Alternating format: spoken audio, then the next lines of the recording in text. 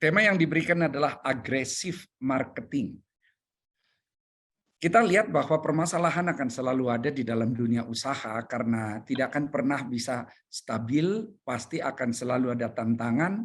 Bisa tantangan tersebut datang dari luar dan juga bisa tantangan tersebut datang dari kompetitor ataupun dari dalam setiap usaha yang ada. Jadi untuk itulah kita memang harus senantiasa punya passion, punya sikap yang agresif. Saya melihat agresif ini memang sudah masuk pada suatu level tertentu yang memang sudah jauh di atas dari sekedar ikut-ikutan saja. Saya katakan ada dua yang ekstrim, ada yang pasif, ada yang aktif. Tapi yang aktif juga masih ada tingkatannya. Ada yang aktif sekedar aktif saja, kemudian ada yang proaktif, sudah lebih baik tentu saja, tapi ada yang masuk sampai level agresif, yang senantiasa tidak mau berdiam diri saja, tapi mau senantiasa bergerak dan membuat usaha maupun kegiatan-kegiatan yang menunjang. Kalau kita lihat di dalam marketing atau di dalam pemasaran, sering kita tahu di sana ada 9 elemen. Ke-9 elemen tersebut tentu dibagi atas 3 elemen utama.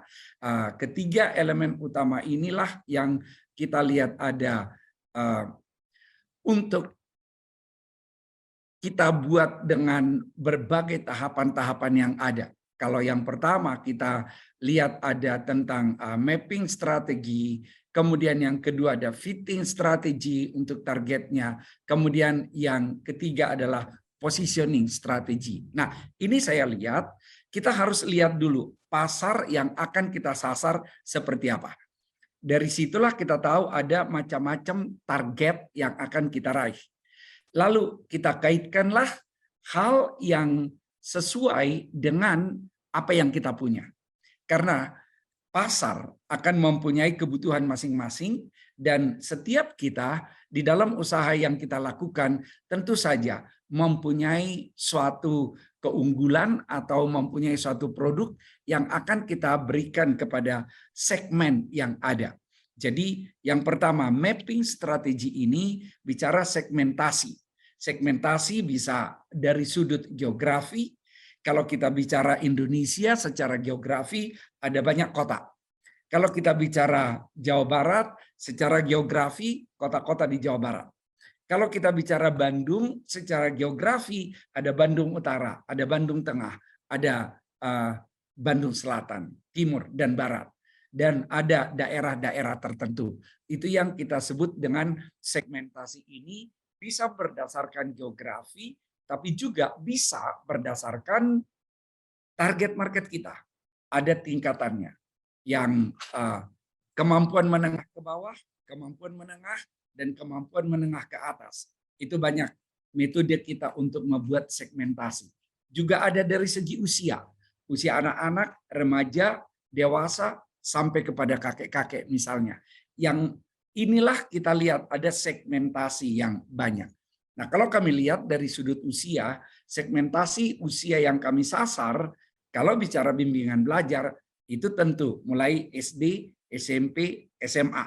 Beda lagi kalau universitas. Jadi dari segmen-segmen inilah kita akan lihat yang mana sasaran kita. Di bimbel tentu bukan sasaran kami, orang-orang yang sudah tua atau orang-orang yang sudah berkeluarga, bukan itu lagi yang jadi sasaran kami, tapi mereka yang ada di dalam generasi Z. Juga bukan generasi milenial. Kalau milenial udah lewat, tapi generasi Z. Maka itulah yang kemudian kita pilih mana yang jadi sasaran kita. Itu yang kita lakukan di dalam memilih target tersebut. Jadi setelah itu kita sesuaikan mana yang kita punya, mana yang merupakan kelebihan kita. Nah, untuk selanjutnya di sana ada differentiation supaya produk kita datang berbeda, kemudian ada marketing mix, nanti akan kita lihat, kemudian ada selling, itu kita sebut sebagai taktik. Dan kemudian untuk eksekusi kita akan masuk di sana ada tentang branding, bagaimana produk kita mempunyai brand di konsumen, lalu servisnya gimana, lalu nilai-nilai yang kita berikan kepada mereka seperti apa. Nah, jadi kalau saya bicara dengan segmentasi, targeting, positioning yang saya bilang tadi, itu memang perlu. Supaya kita mengerti dulu yang pertama, masyarakat segmentasinya gimana sih? Nah, dari segmentasi itulah nanti akan kita pilih yang mana yang sesuai dengan kita. Jadi urutannya, identifikasi dasar segmentasi, apakah geografi, apakah tingkat dari kemapanan, ataukah budaya, ada banyak hal yang kita identifikasi. Lalu, apa profil dari setiap segmen tersebut? Kemudian, market targeting. Yang kita targetin yang mana? Kita lihat pengembangan ukuran daya tarik untuk setiap segmen tersebut. Apa sih yang menarik? Segmen mana sih? Lalu kita pilih pasar sasaran pada segmen tersebut. Baru market positioning, pengembangan penempatan setiap segmen, lalu pengembangan marketing mix untuk setiap segmen. Positioning itu kita mau apa di benak pelanggan kita. Nah, kalau saya sampaikan misalnya di Ganesha Operation, kami buat sekarang positioningnya, saya cerita sedikit tentang perkembangan yang ada. Sebelum ada COVID, mulai ada bimbel online. Pada saat mulai ada bimbel online, mulai muncul suatu pemikiran di masyarakat, wow, yang benar adalah bimbel online. Dan bimbel online pada saat itu seperti mendapat kesempatan yang luar biasa. Kemudian datanglah si COVID. Begitu datang si COVID, mau nggak mau online karena tatap muka dibatasi. Nah, karena dibatasi tatap muka tersebut, semua online, maka tidak ada pilihan. Semua online, bahkan sekolah pun online. Tapi apa yang terjadi? Dikatakan bahwa target pendidikan tidak tercapai. Dikatakan bahwa siswa tidak konsentrasi di dalam belajar karena mereka lebih ternyata menyukai tatap muka daripada full online. Dan kemudian ada banyak masalah yang muncul. Sulit untuk melakukan hal-hal yang bersifat interaktif kalau murni online karena juga nggak ketemu orang. Jadi hal-hal itu kemudian diteliti dan setelah diteliti ternyata hanya sekitar 10% manusia yang bisa mengikuti dengan konsentrasi apabila dilakukan secara online. Nah, itu yang ada sehingga akibatnya gagal sebetulnya pelaksanaan secara online. Pendidikan tidak mencapai target yang sesuai yang diharapkan.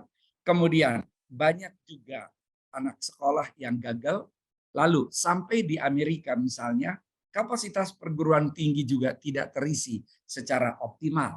Nah, lalu setelah itu orang mulai sadar bahwa COVID mulai mereda dan sudah menjadi endemi sehingga tatap muka dilaksanakan.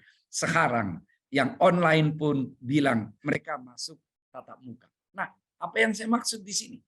Berarti ada suatu pemahaman yang baru bahwa yang kami lakukan adalah bimbel tatap muka berbasis teknologi online. Artinya, tidak cukup hanya tatap muka, tetapi ada aplikasi-aplikasi untuk melengkapi tatap muka tersebut sehingga siswa bisa belajar di rumah, menambah apa yang dijelaskan di bimbel, kemudian mereka juga bisa mengerjakan soal-soal yang ada, nilai mereka juga ada di aplikasi, pembayaran mereka ada di sana, kemudian kehadiran mereka ada di sana, jadi ada tools secara aplikasi yang mereka miliki. Nah, itulah yang kita positioningkan.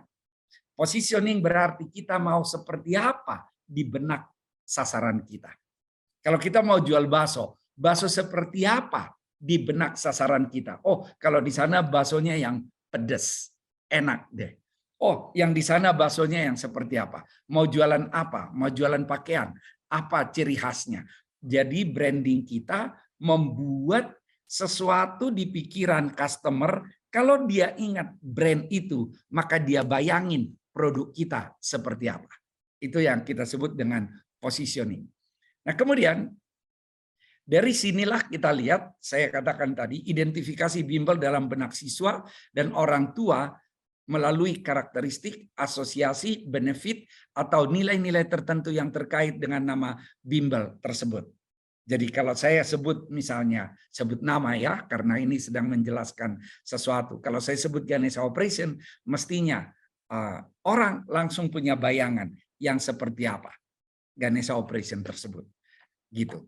Jadi kemudian kalau kita masuk ke dalam pemasaran, apa sih pemasaran ini? Jadi ada bauran pemasaran, kemudian ada pasar sasaran.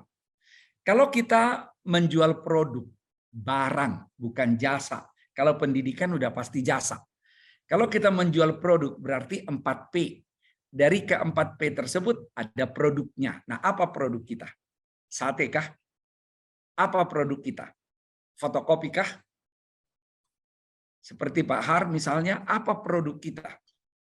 Hal-hal yang lainkah? Nah, dari produk tersebut ada keragamannya, ada kualitasnya, ada desainnya, ada cirinya, ada nama mereknya, ada kemasannya, ada ukurannya, ada pelayanannya, ada garansinya, ada imbalannya. Lalu bicara harga. Ada daftarnya, ada rabat atau diskon, potongan harga khusus, periode pembayaran, syarat kredit, dan lain-lain. Ada promosinya.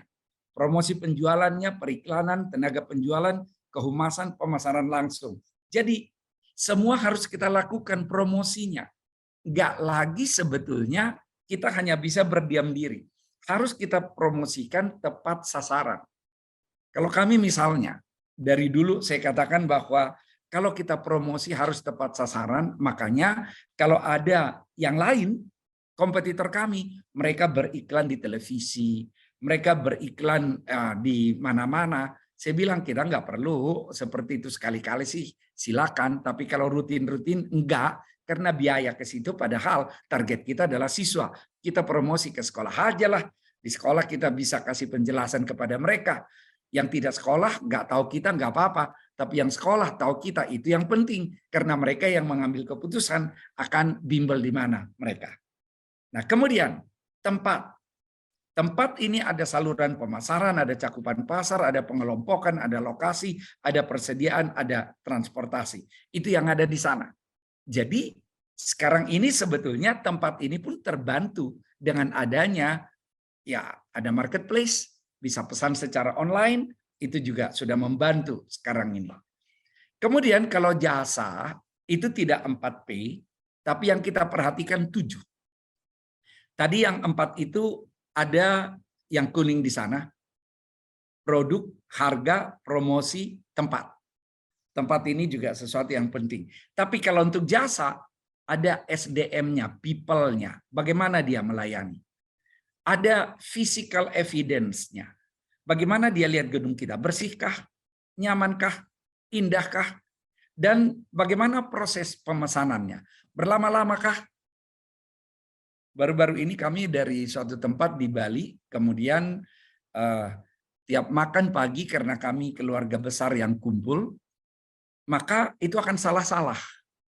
Dia catat-catat ada pesanan ini, pesanan ini, pesanan ini. Yang datang amburadul, kadang-kadang ketukar dengan meja lain, kadang-kadang ketukar dengan pemesan yang lain. Lalu saya bilang ke teman-teman, aduh kalau seperti ini sebetulnya inilah satu hal yang gampang disaingi oleh orang lain dikala orang itu memesan tepat apa yang dipesan. Karena kita bisa lihat di restoran tertentu dia bisa tahu di meja ini siapa yang pesan apa. Bukan hanya mejanya yang dia tahu, sampai kepada orang-orangnya dia tahu pesanan tersebut. Jadi ada yang tidak memperhatikan hal-hal tersebut. Harus kita perhatikan supaya pelayanannya bagus, prosesnya bagus, proses pemesanannya tidak terlalu berlama-lama. Itu semua harus kita lakukan perhitungannya sehingga puas para customer kita yang menjadi pelanggan kita. Kemudian promosi ada beberapa elemen. Tadi saya katakan tadi ada advertising, iklan, ada personal selling, ada sales promotion, ada public relation. Oke, kita udah tahu itu semua. Dan kalau sekarang ini kita juga bisa melakukan promosi melalui digital, karena hal itu pun sudah lazim. Itulah yang membuat kita memiliki keunggulan terhadap kompetitor kita. Jadi kita harus cek apa yang bisa membuat kita unggul. Suatu perusahaan dikatakan mempunyai keunggulan bersaing atau competitive advantage bila mana perusahaan tersebut memiliki suatu yang lebih dibandingkan pesaingnya dalam menarik konsumen dan mempertahankan diri dari serangan kompetitornya. Nah, apa yang kita jual harus kita tahu, ada kekuatannya dong dibandingkan dengan kompetitor. Tidak selalu hanya harga, tidak selalu hanya harga, tapi ada hal-hal lain yang lebih memudahkan mereka. Ada kekhasan dari apa yang kita jual tersebut. Jadi kalau kita masuk kepada agresif marketing merupakan strategi pemasaran yang bertujuan untuk percepatan penjualan. Ada percepatan penjualan, ada akselerasi di sana. Makanya saya dulu katakan, kalau ada COVID, saya pegang prinsip 3A. Yang pertama, accept. Ya, harus kita terima dong. COVID itu enggak kita yang ngaturnya, udah ada. Ya accept, jangan komplain. Gara-gara COVID nih, gara-gara COVID nih. Enggak usah, accept dong, terima. Yang kedua, kita harus bisa beradaptasi, adaptasi terhadap apa yang ada. Kami misalnya selain tatap muka, kami kembangkan juga aplikasi. Ada banyak aplikasi yang ada di Ganesha Operation. Mereka tahu posisinya udah berapa soal yang dikerjakan dan segala macam. Dan kemudian accelerate. Harus ada percepatan karena ya kalau bicara pada saat COVID tahun 2021 misalnya, kami termasuk yang rugi kok. Tapi setelah itu kita mulai bangkit lalu lakukan percepatan, akselerasi sehingga peningkatan penjualan kita semakin cepat pulih bahkan melampaui hal-hal yang terjadi sebelumnya sebelum adanya COVID.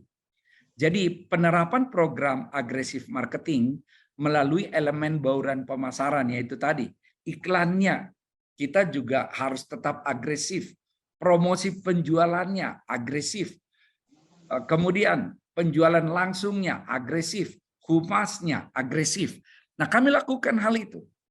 Bahkan waktu COVID kemarin tim kami ada yang sampai dari rumah ke rumah untuk mencari siswa. Ada mereka datang ke rumah, mau bimbel, dijelasin ini, itu agresif. Memang tidak mudah, tapi kita lakukan. Kemudian jangan lupa juga untuk selalu melakukan media promosi di sosial media. Ada hal-hal yang harus kita canangkan. Kalau tadi disampaikan oleh Pak Daniel, kami dapat muri. Ini kalau kita sembunyikan, gak ada orang yang tahu.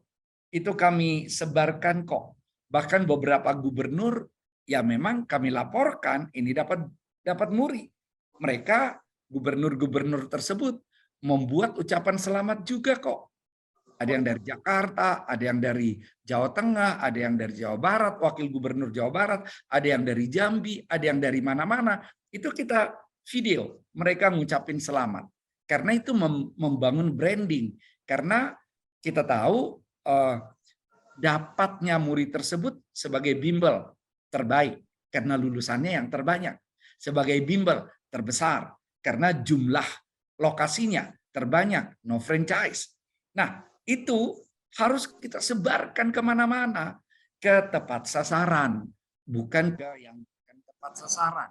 Karena saya katakan di tim saya, oke, kalau zaman dulu ilmu padi didengung-dengungkan, makin berisi makin menunduk dibilang. Kalau gitu bahaya. Karena sekarang ini sudah masuk kepada suatu rumus kebohongan yang diulang-ulang akan seolah-olah menjadi kebenaran. Nah, itu bahaya. Seolah-olah nanti yang benar itu adalah kebohongan yang di luar sana. Makanya kita harus ngomongin, kita harus agresif. Setiap ada kesempatan, jelasin. Asal yang kita jelasin itu adalah fakta. Kalau kita tidak jelasin fakta, ya kita salah dong. Tidak ada integritas di sana. Tapi kalau itu fakta, jangan sembunyikan. Iya, saya ini kan nggak ada apa-apanya. Itu kebetulan saja. Itu mah nggak tahu kenapa kok kami dikasih rekor muri. Yang zamannya gitu. Kita harus bilang, ya iya, karena memang lulusan kami terbanyak. Faktanya ada. Ya iya, karena memang lokasi kami terbanyak dan bukan franchise. Faktanya ada. Makanya gubernur-gubernur memberikan ucapan selamat kok. Dan itu kita expose kemana-mana. Bahwa kami misalnya sekarang ini dipercaya oleh ITS untuk memberikan siswa terbaik kami diterima di sana tanpa tes. Lah, itu jangan kami diamkan, yang nggak boleh. Kami harus umumkan dong. Kami harus katakan, oke, kami dipercaya sebagai lembaga non formal, tetapi kami dipercaya yang ada dari kami, siswa terbaiknya diterima tanpa tes. Kami umumkan. Kami ada kerjasama di dalam penjelasan-penjelasan prodi, program studi dengan ITB, dengan Unpad, dengan UNER. Ya, kita sebarkan dong. Inilah bukti kepercayaan mereka kepada kami. Nah, agresif. Nah, apa yang kita punya? Kalau makanan yang kita jual enak, kita sebarkan dong. Kita lihat makanan kami ini, wow, orang pada puas. Gitu. Kita lihat apa yang kami jual ini orang butuhkan, gitu dong. Kita lihat fotokopi yang diambil dari kami ini sudah banyak orang-orang terbantu, orang yang tadinya tidak bisa lagi melakukan apa-apa sejak beli mesin fotokopi dari kami, mereka justru punya penghasilan. Lah, itu kita ceritakan, tapi harus fakta memang. Jadi jangan kita sembunyikan, tapi umumkan. Saya bilang ke tim saya, kalau ada orang yang gagal masuk perguruan tinggi karena mereka terjebak oleh tipu muslihat dari yang lain, mereka diiming-imingi akan bisa, padahal mereka tidak memberikan yang relevan, dan untuk itu kita diam, karena kita diam mereka nggak tahu apa keunggulan kita. Saya bilang, kita ikut berkontribusi akan kegagalan mereka. Makanya nggak boleh ngomong dong, saya bilang. Ngomong itu bukan berarti kita gede omong, sombong, bukan, saya bilang. Ceritain. Kalau nggak kita ceritain, orang nggak akan tahu kok. Kemudian, di dalam marketing memang untuk kita agresif, kita harus mengerti 3C. Know your company atau produk. Kita kenalkah produk kita? Harus kita kenal.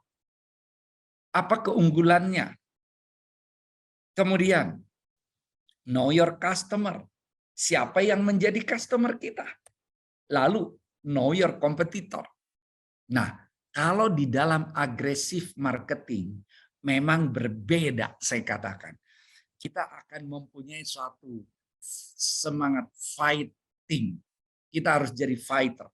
Saya bilang ke tim saya tidak hanya bilang know your company, tapi bagi saya, know the strength of your company. The strength of your product. Saya butuh, kita tahu apa keunggulan kita, kekuatan kita. Know your customer supaya relevan. Kalau di kami, mereka mau masuk perguruan tinggi, yang kami kasih adalah soal-soal yang tepat dong. Jangan asal-asalan, bikin soal sulit gampang saya bilang. Tapi bikin soal yang akan keluar untuk diujikan, nah itu baru tidak mudah. Dan itu kalian dapatkan di tempat kami. Itu yang saya katakan. Know your competitor. Saya juga tidak berhenti, saya bilang know your competitor. Saya bilang know the weakness of your competitor. Tahu kelemahannya mereka. Begitu tahu kelemahannya mereka, tahu kekuatan kita, maka kita bisa dong dengan agresif marketing. Kita bisa dong untuk memberikan suatu penjelasan-penjelasan bahwa di kita adalah jawaban untuk mereka berhasil. Saya katakan itu supaya tim percaya diri untuk menjelaskan kita juga harus percaya diri terhadap produk kita. Produk apa yang kita punya. Percaya diri. Supaya orang mau memakai produk kita. Enggak ada istilah ilmu padi makin berisi, makin menunduk. Enggak, diinjak-injak nanti. Enggak lah, jelasin. Asal jangan bohong, itu yang perlu. Jadi kalau saya bicara offensive strategi, serang. Wow, kalau saya bikin kata-kata yang lebih tajam untuk menyerang ini, saya bilang 3H, hadapi, hajar, habiskan. Saya bilang gitu, karena nggak bisa yang lesu, lemah, letoi, nggak bisa itu. Harus punya semangat juang yang luar biasa. Ada yang disebut dengan frontal attack. Kita, karena memang istilah di marketing ini attack ya, serang gitu ya. Sebetulnya kita tunjukkan kekuatan kita gitu, tapi oke lah. Saya bicara karena Pak Daniel minta saya menyampaikan dari sudut marketing, saya tidak sampaikan dari kata-kata yang terbiasa kita dengar, yang dicatat di dalam kitab suci. Jadi kata-katanya saya ambil kata-kata marketing. Salah Pak Daniel milih judulnya tentang marketing. Frontal attack berarti serang. Apa maksudnya? Frontal attack dilakukan oleh suatu branding, suatu perusahaan yang memang punya kekuatan. Mungkin dia market leader. Jadi dia nggak perlu mikir. Pokoknya ada kompetitor, hadapi secara langsung. Tunjukkan kekuatannya. Ini kekuatan kamu. Kalau Sun Tzu mengatakan, frontal attack dilakukan jika kita mempunyai kekuatan 5:1. Artinya kita sebetulnya sudah kuat. Tapi sudah kuat, jangan berdiam diri. Karena kita pun akan diserang. Makanya serang duluan gitu. Itu yang disebut dengan frontal attack. Hadapi langsung, tanpa basa-basi, dengan jelas, dengan terbuka, perang gitu. Kemudian yang kedua, flanking attack. Ini menyerang dari samping. Flanking attack ini berarti menyerang tidak langsung frontal, tetapi kita lihat dari samping ini apa yang bisa kita serang. Misalnya contoh gampangnya, ada suatu produk bagusnya di Jalan Dago. Lah, kita bisa menyerangnya, kita buat di Buah Batu dong. Kan udah jauh nih. Dago dengan Buah Batu. Kita serangnya di sana. Maka kita akan nanti mempunyai customer di daerah Buah Batu. Itu berlaku dari yang kecil sampai besar. Kalau kami juga di dalam satu kota, kalau dulu kita masuk ke satu kota yang baru, kan nggak bisa langsung kita langsung di semua tempat di kota itu. Kalau kita masuk dengan kekuatan yang memang sudah oke, maka kita akan masuk langsung di tempat persaingan utama. Tetapi kalau kita belum mempunyai kekuatan yang prima, jangan masuk di persaingan utama secara lokasi. Masuk yang jauh-jauh dulu. Supaya kita makin kuat di sana. Itu flanking attack. Tapi juga flanking attack ini bisa tidak dari sudut geografi. Bisa juga dari sudut produk yang berbeda. Kita bedain produk kita sehingga orang tidak mempersaingkan kita secara langsung karena dia tahu bedanya. Oh ini bedanya. Kalau kamu yang pengen model gini, kira-kira oh yang di kiri sana. Kalau sekali-kali kamu model yang gitu, nah itu ada di kanan sana. Itu flanking attack, menyerang dari samping. Itu offensive strategi dari agresif marketing. Yang ketiga, guerrilla attack. Nah, kalau guerrilla attack berbeda dengan flanking attack. Kalau flanking attack sebetulnya dia lebih cenderung sangat flanking attack melihat mungkin dia bisa frontal, mungkin tidak. Tapi kalau guerrilla attack, dia betul-betul bergerilya. Dia pada posisi yang lebih lemah. Makanya kalau dia bersaing tetap mungkin melihat mungkin secara lokasi, mungkin secara harga, mungkin secara yang lain, tetapi dia nggak mau ketahuan banget dia lagi berhadapan dengan si pemimpin pasar.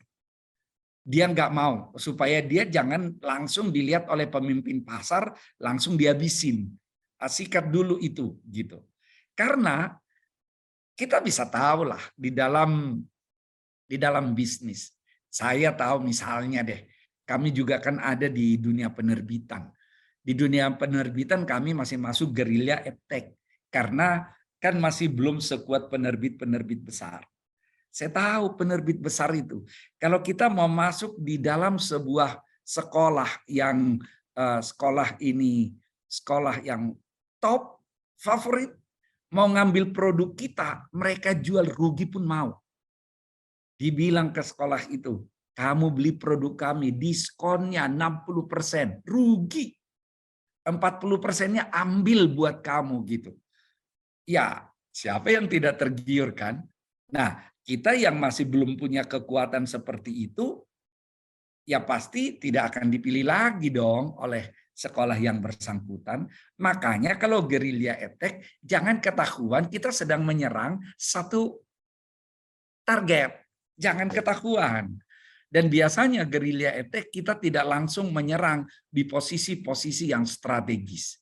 Karena akan langsung ketahuan nanti kepada market leader sehingga mereka langsung membungkam kita.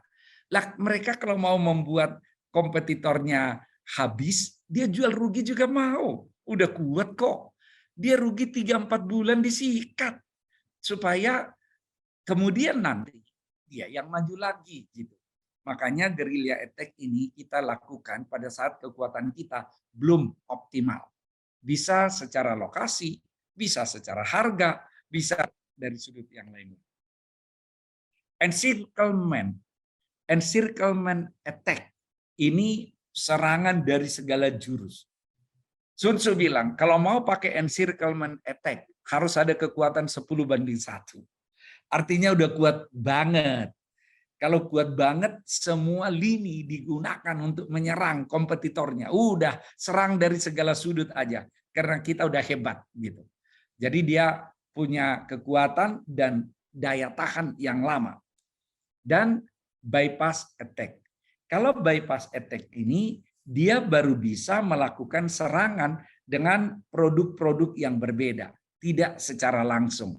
Tetap di sini supaya tidak dibandingkan antara produk dia dengan produk kompetitor. Jadi inilah yang kita lakukan kalau kita menggunakan offensive strategi di dalam agresif marketing.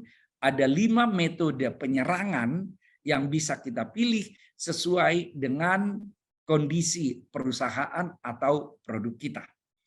Nah, kemudian kalau saya lihat bahwa kita memang harus proaktif bahkan agresif di tengah persaingan yang ada.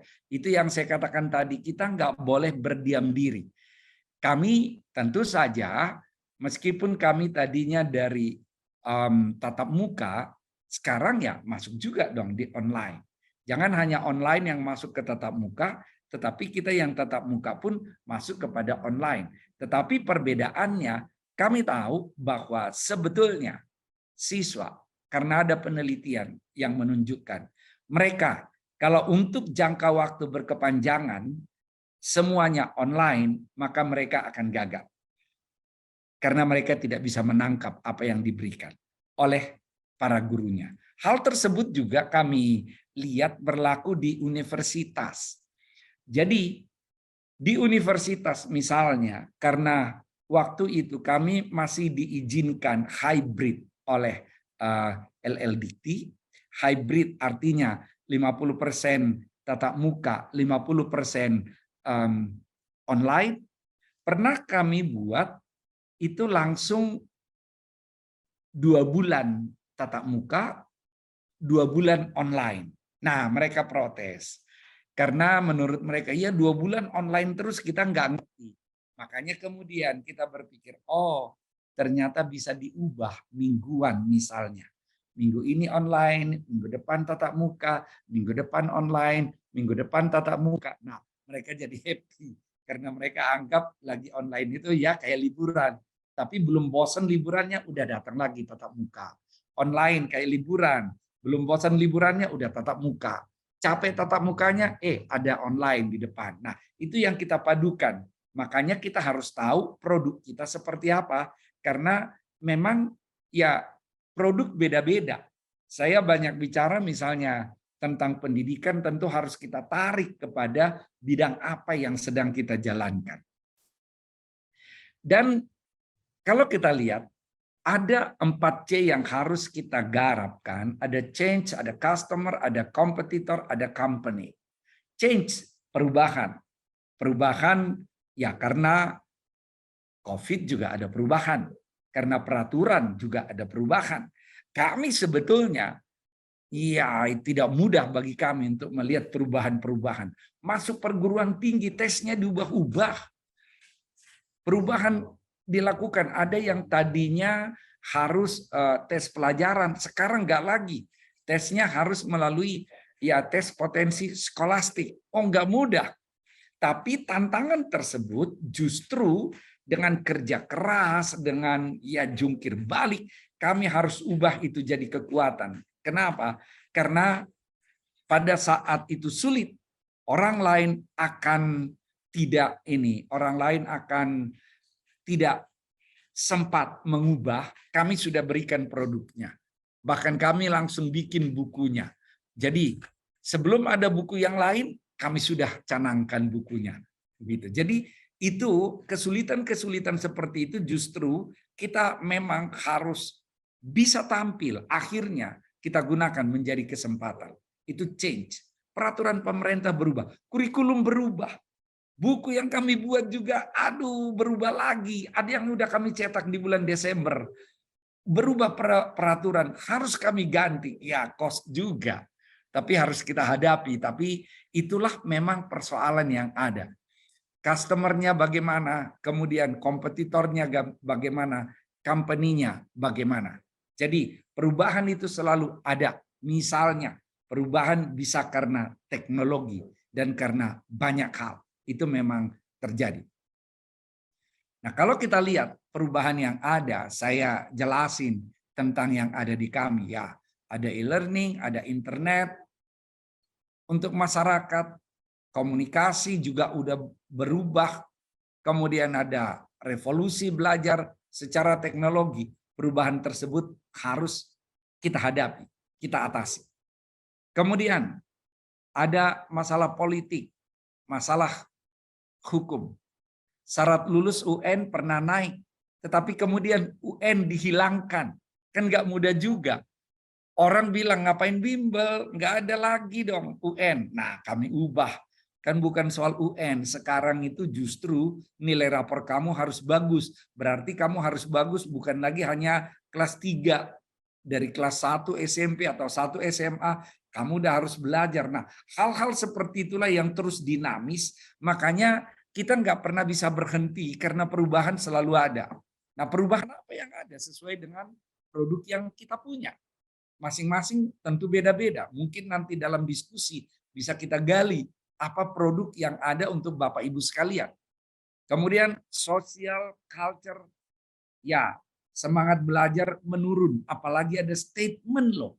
Wah, ya saya malah kaget itu. Ada statement dari yang nggak usah saya sebut lah, tapi dari pihak-pihak pejabat yang mengatakan, ya nggak usah harus jadi ranking.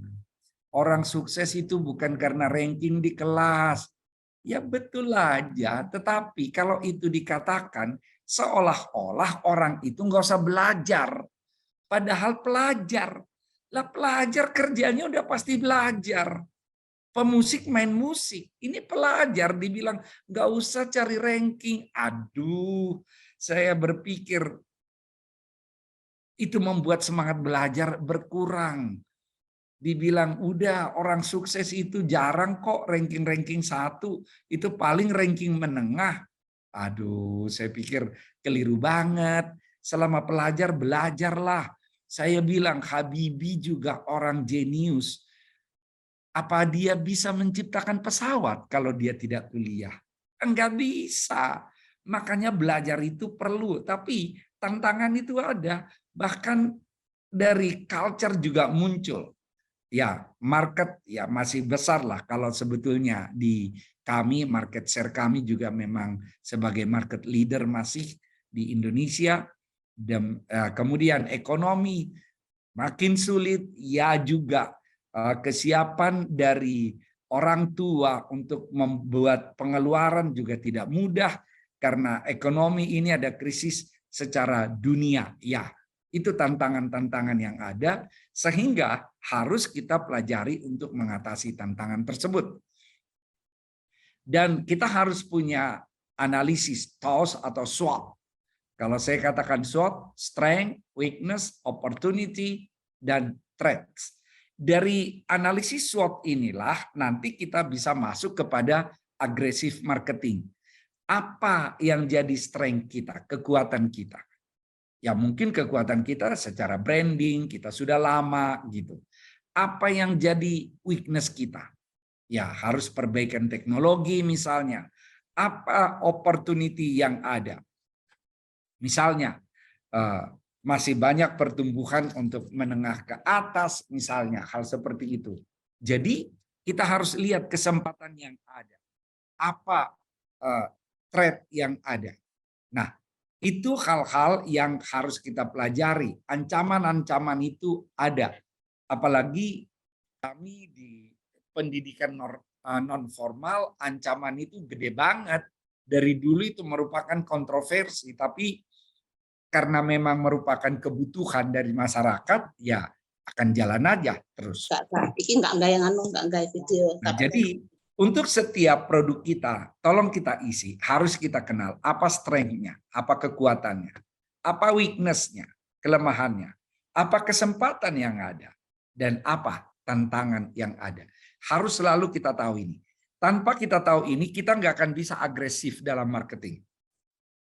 Begitu kita tahu ini, baru kita bisa agresif dalam marketing untuk menuju kepada perkembangan, peningkatan dari sales kita, peningkatan dari jumlah customer kita harus kita lakukan. Kami misalnya, apa strength-nya? 45.000 siswa lulus di PTN pada tahun yang terakhir, tersebar di seluruh Indonesia. Weakness-nya apa? Masih bergantung pada metode lama. Lalu digital brand. Secara digital masih perlu kami tingkatkan. Tapi justru yang jadi kesempatan digital brand awareness masyarakat terhadap pesaing lebih rendah. Kami mempunyai keuntungan sebagai first mover. Kemudian,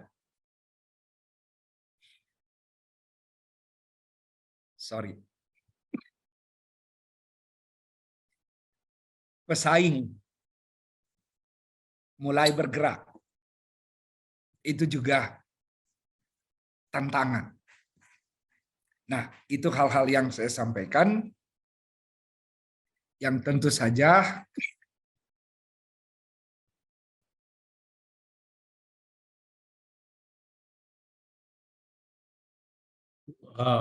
dahsyat, luar biasa pemaparannya oleh Pak Bob. Dan waktu dan tempat kami persilakan ke moderator Pak Anton. Silakan Pak Anton. Terima kasih Pak. Thank you Pak Bob sudah memaparkannya mengenai agresif marketing. Saya istilah agresif marketing aja saya baru familiar dengan ini. terima kasih. Menarik Bapak Ibu apa yang dipaparkan sama Pak Bob karena beliau adalah akademisi tetapi juga praktisi bisnis. Jadi ini bisa jadi konsultan yang bagus ini kalau Bapak Ibu saat ini punya bisnis atau bergerak di mungkin bidang yang berbeda dengan bisnis yang sedang dijalankan oleh Pak Bob. Tetapi mari saya beri kesempatan Bapak Ibu dalam 20 menit ke depan untuk kita bertanya serelevan mungkin sama bisnis Ibu yang bisa membantu Bapak Ibu untuk bisa memahami agresif marketing ini. Silakan Bapak Ibu.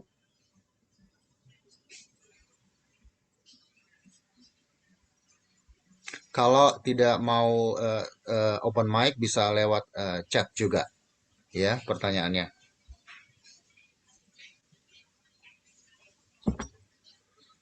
Atau saya mulai dari saya dulu. Pak Bob, kan sekarang ini bagaimana mengkomunikasikan produk kita dan strategi kita kepada market itu mostly platformnya adalah lewat internet, sosial media dan segala macamnya. Which is itu begitu dibombardir dengan informasi bahkan juga sekarang algoritma itu menentukan informasi apa yang bisa kita kita terima gitu loh. Kira-kira kalau bisnisnya mostly di online dan segala macamnya, bagaimana sih strategi agresif marketing ini ya kira-kira ya, tipsnya untuk dilakukan di tengah market yang crowded dengan informasi lah begitulah kira-kira. Itu saja Pak Bob. Wow, Pak Anton, terima kasih untuk pertanyaannya. Di dalam suatu publikasi yang kita lakukan, akhirnya harus kita raih ada interaksi. Nah, interaksi itu terjadi apabila ada hal-hal yang bisa kita kaitkan terhadap kebutuhan dari customer kita tersebut. Jadi, kita harus bisa senantiasa membuat suatu konten yang menarik kepada mereka. Dan konten-konten yang kita sebarkan pun memang haruslah bisa berupa story misalnya. Nah, salah satu contohnya misalnya suatu ketika akan ada siswa di kami yang dia nggak begitu mau belajar karena dia bilang dia berasal dari yang broken home, kemudian dia juga bimbel karena orang tuanya ya sekedar supaya tidak repot lah ada anaknya di rumah, toh orang tuanya juga berantem melulu. Jadi di bimbel dia tidak mau belajar.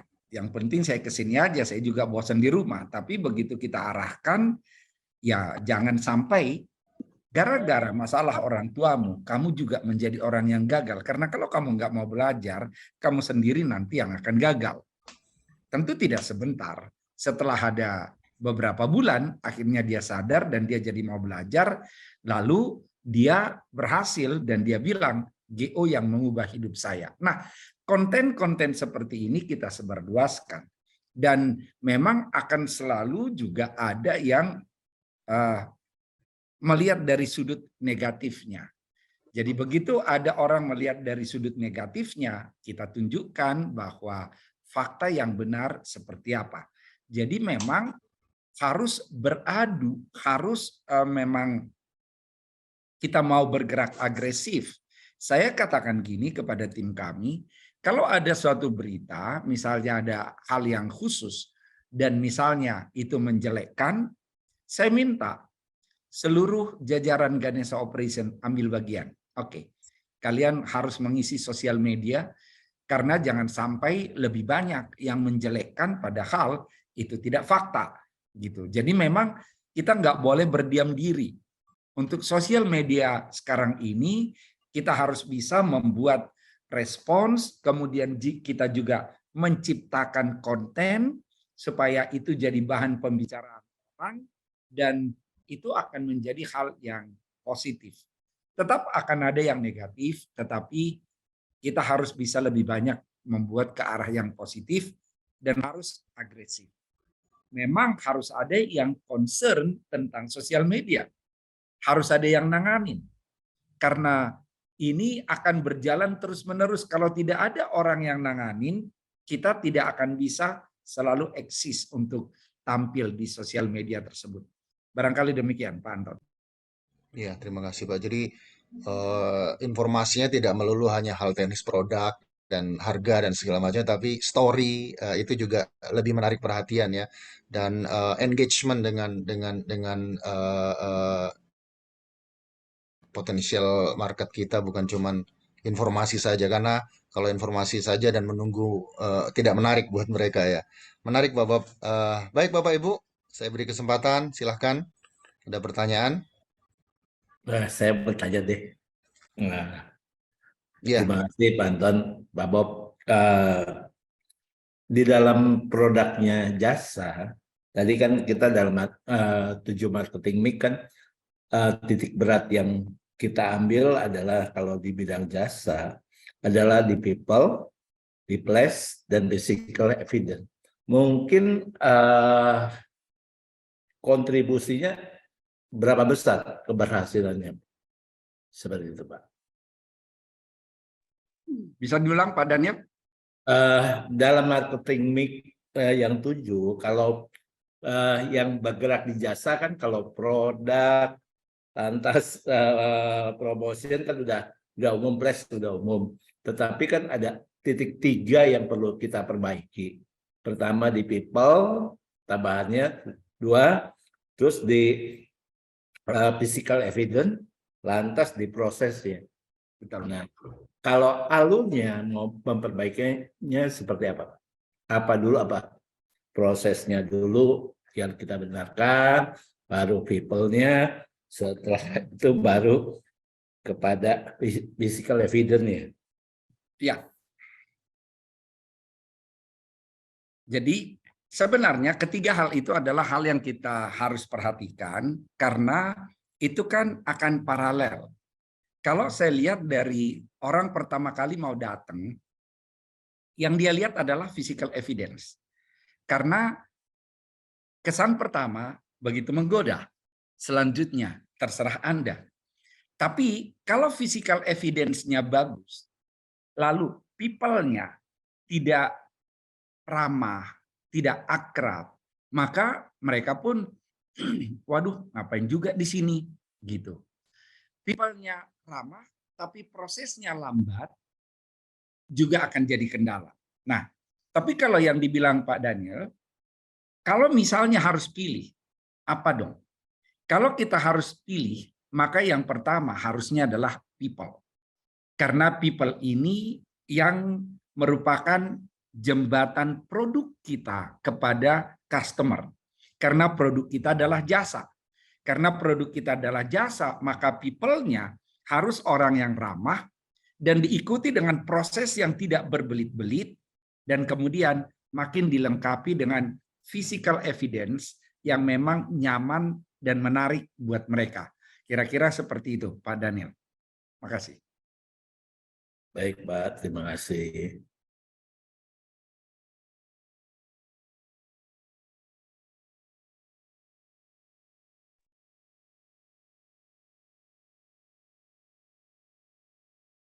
Pak Anton mana nih, Pak Anton?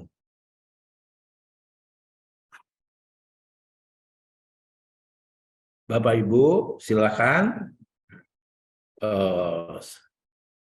Ada pertanyaan di chat, sebentar saya bacakan. Dari Bapak Agus Subiarta, ingin bertanya sebaiknya apa yang dapat kita lakukan dalam menghadapi kompetitor seperti startup yang melakukan agresif marketing. Terima kasih.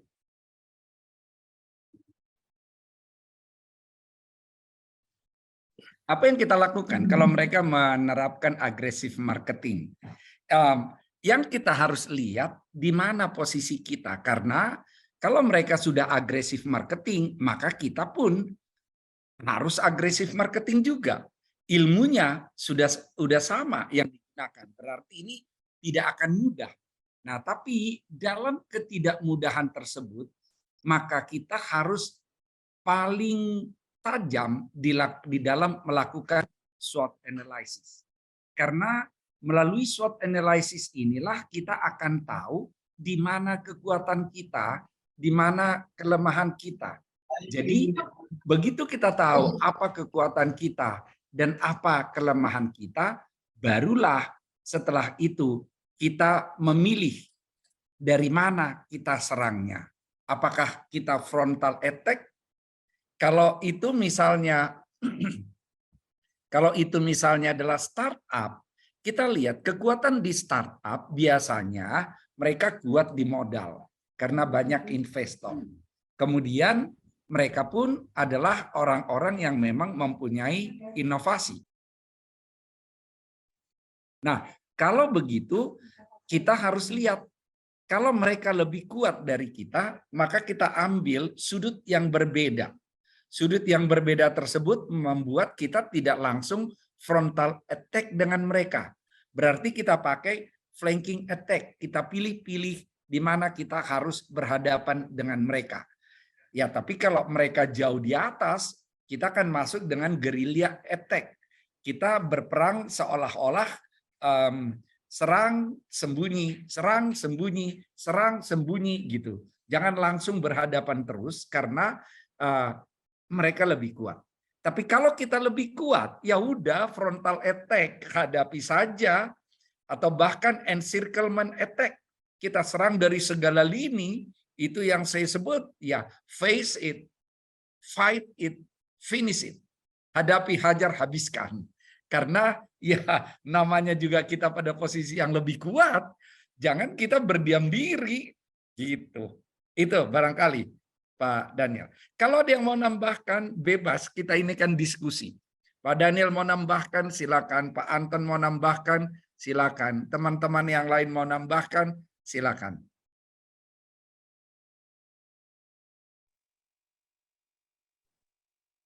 Ya, saya kembalikan lagi ke Pak Daniel atau Pak Anton.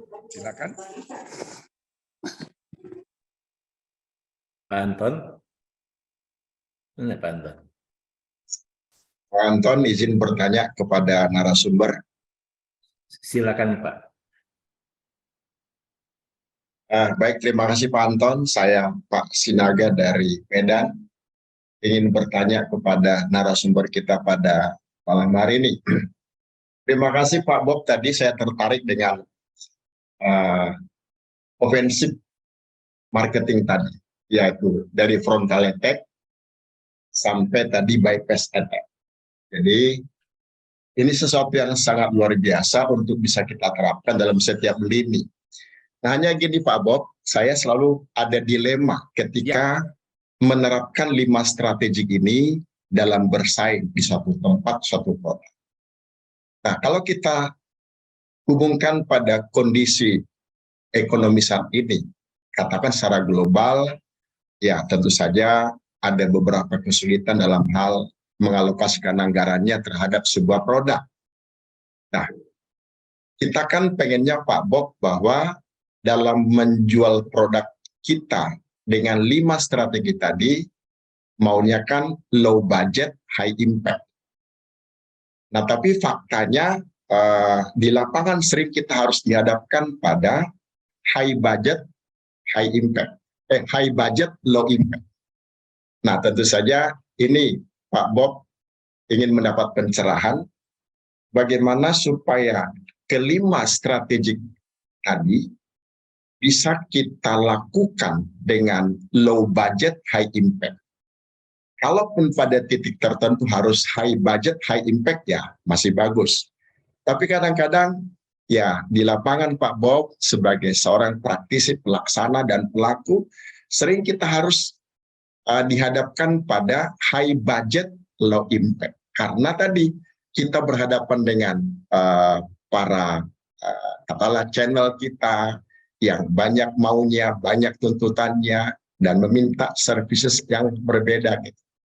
Itu pengen mendapat pencerahan Pak Bob. Terima kasih.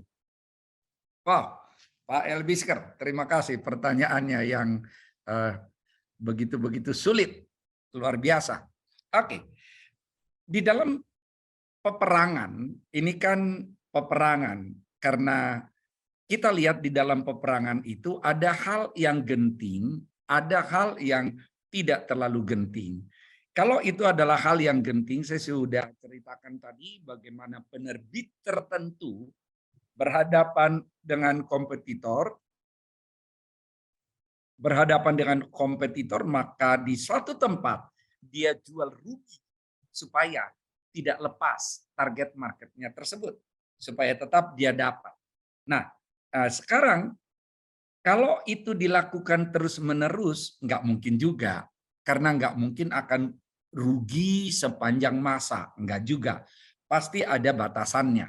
Nah, sekarang kalau kita bicara dengan high budget, low impact seperti yang tadi ada, maka itu kemudian tergantung kepada situasi. Kalau di marketing sudah otomatis selalu akan tarik ulur. Seperti tawar-menawar. Dikala sudah tidak memungkinkan, daripada lepas, kita high budget, low impact. Tetapi begitu terjadi high budget, low impact, maka kita harus berpikir secara panjang. Apa yang bisa kita lakukan supaya impact-nya lebih tinggi? Toh budget udah tinggi, supaya impact-nya lebih tinggi, apa yang bisa kita lakukan? Nah, di situ kita akan bicara tentang bagaimana menambah jumlah volume penjualan, atau kita mulai menaikkan harga untuk penjualan, atau kita gunakan untuk perluasan segmen. Ada banyak hal yang perlu kita lakukan. Atau kita tambah produk yang kita jual dengan variasi yang berbeda. Jadi jangan kita berhenti sampai kepada situasi saat ini. Kita harus langsung berpikir secara lebih panjang supaya kita bisa manfaatin, karena kalau kita sudah masuk kepada high budget, sulit bagi yang lain untuk menyaingi kita karena budget kita udah high kok. Tapi begitu high budget, jangan sampai impact-nya kita biarin saja dengan impact yang standar. Kita yang harus berpikir memperluas impact ini bagaimana. Apalagi produk yang bisa kita berikan. Tambah lagi kerjasamanya. Tambah lagi yang kita bisa jual kepada mereka. Jadi tidak akan pernah berhenti urusan marketing ini dari ya negosiasi, strategi, kemudian perluasan penjualan itu akan selalu ada di dalamnya. Dan kita pun akan timbang-timbang se-high budget mana kita masih rela untuk ini. Karena pasti ada di saat tertentu, meskipun kita masih bisa lakukan, kita bilang nggak mau, take it or leave it. Kalau bagi kita, kalau dia hilang juga nggak masalah itu. Paling tahun depan juga udah balik lagi. Dia pergi ke yang lain nggak akan puas karena kompetitornya udah kita kenal, nggak beres kok kompetitor di sana. Biarin aja, biar tahu rasa dia, gitu misalnya. Tapi kalau kita lihat, kalau lepas ini bisa jadi hilang seterusnya nih. Dia malah dapat kompetitor yang sana nanti. Nah, disitulah seni. Makanya marketing ini memang seni di dalam aktivitas yang kita lakukan. Jadi sangat dinamis, sangat punya seni, sehingga bagi saya sangat menarik. Karena yang seperti inilah yang membuat kita punya gairah yang semakin menyala-nyala di dalam perjalanan usaha yang kita lakukan. Oke, Pak Elvi. Terima kasih Pak Bob, sudah mendapat titik terang ketika kita harus dihadapkan pada tadi di lapangan ataupun di kasus-kasus tertentu harus high budget. Namun nyatanya kita lihat sementara low impact, berarti kita harus bisa mengextend variabel-variabel yang lain, termasuk tadi produk atau yang lain, supaya kita bisa dalam jangka waktu tertentu, kita tidak boleh terjebak pada satu situasi, sehingga kita harus lebih create, lebih agresif untuk mengextend cara supaya bisa high budget, high impact. Terima kasih Pak Bob. Ya, terima kasih Pak Elvi. Pak Bob, sepertinya ada pertanyaan di chat ini, mungkin kalau boleh tahu apa pertimbangan Bapak tidak melakukan franchise untuk belinya, gitu Pak. Ya. Oke. Yang pertama sebetulnya sejarah. Pada saat itu, franchise belum memasyarakat. Sewaktu Ganesha Operation membuat pengembangan ke kota-kota lain, franchise belum ada. Setelah kami sudah ada di berbagai kota, meskipun belum sebanyak sekarang, lalu kemudian muncullah franchise. Orang menawarkan, franchise dong, kami mau. Nah, kalau kita lihat sepintas, dengan franchise mungkin akan lebih cepat lagi bertambahnya. Tetapi di sisi lain saya lihat, kalau franchise tidak mudah membuat standarisasi kualitas, karena ini jasa. Kalau itu adalah barang, di pemikiran saya lebih mudah franchise, karena yang dijual bisa langsung ditimbang, bikin kopi misalnya, timbangannya gini, masaknya sekian lama, ukurannya seperti ini, jenis kopinya kita pakai yang jenis apa gitu. Lebih mudah menurut pemikiran saya. Tapi kalau di jasa tidak mudah, sehingga akan terlalu jauh dan timpang dari satu lokasi ke lokasi yang lain kualitas yang bisa diberikan. Nah, makanya saya berpikir tetap tidak akan franchise. Kemarin aja juga masih ada yang minta untuk franchise.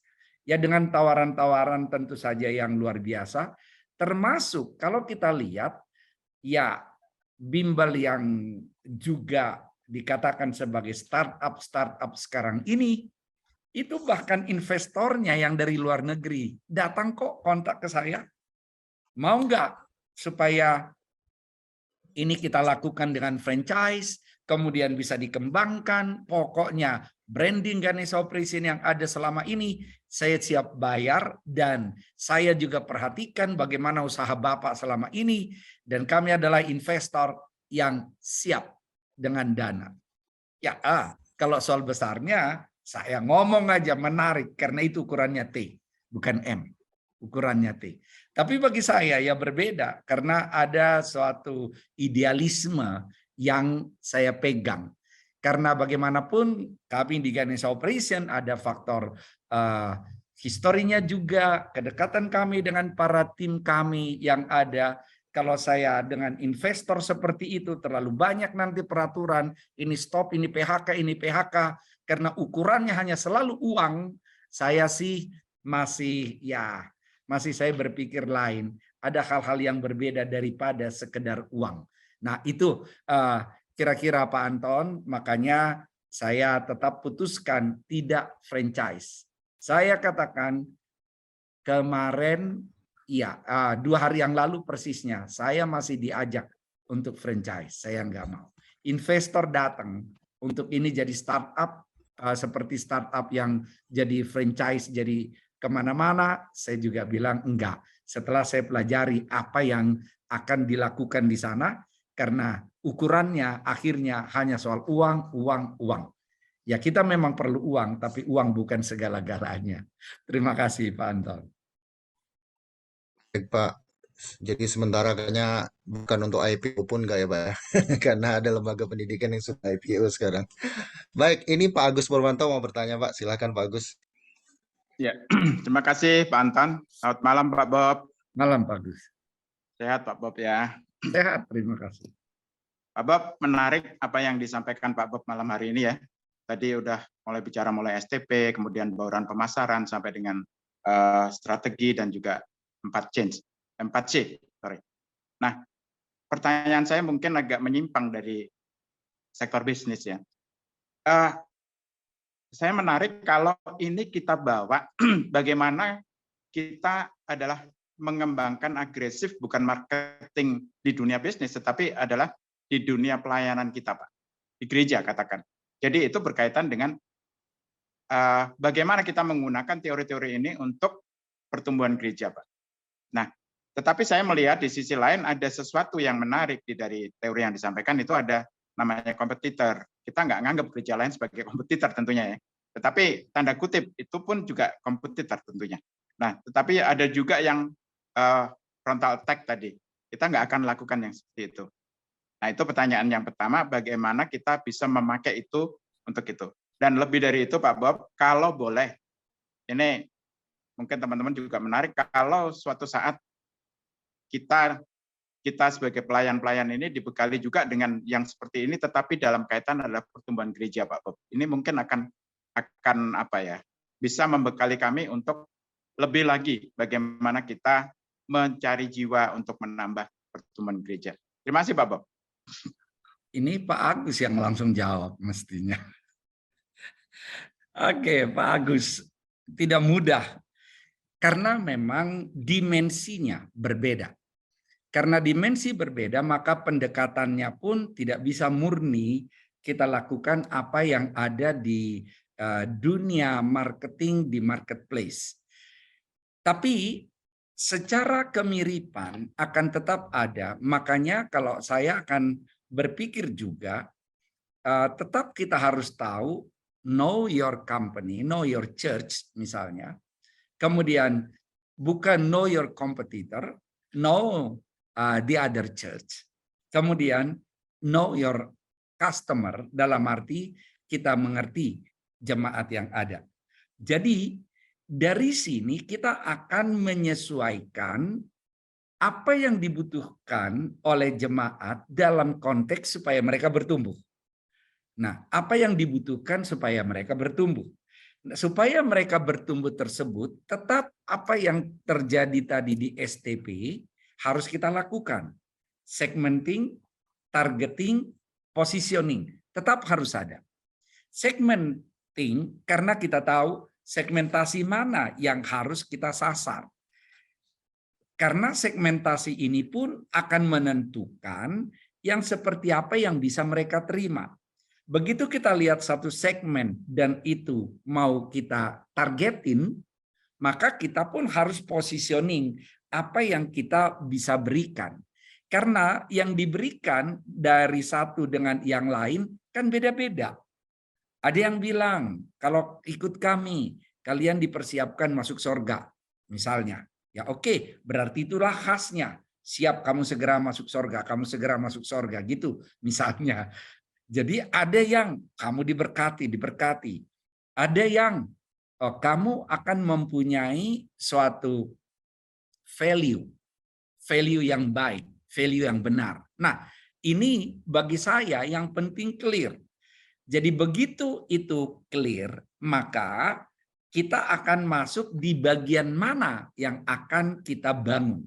Karena yang lain ini bukan kompetitor, tapi yang lain adalah merupakan tubuh Kristus yang mempunyai bagian masing-masing, maka justru akan bergerak bersama-sama. Tetapi jangan sampai kita tidak juga berpikiran, tidak perlu disosialisasikan. Banyak di gereja kalau dikatakan dipromosikan sensitif, seolah-olah itu adalah dosa, saya pikir ya menyesuaikan istilah aja, sosialisasikan gitu. Dan memang harus disosialisasikan apa yang ada supaya orang tahu, supaya mereka yang memang butuh hal tersebut memang bisa datang. Karena saya lihat juga banyak orang yang membutuhkan sesuatu yang dia tidak dapat di tempat tertentu. Karena ada juga misalnya gereja tertentu dia kuat tentang family.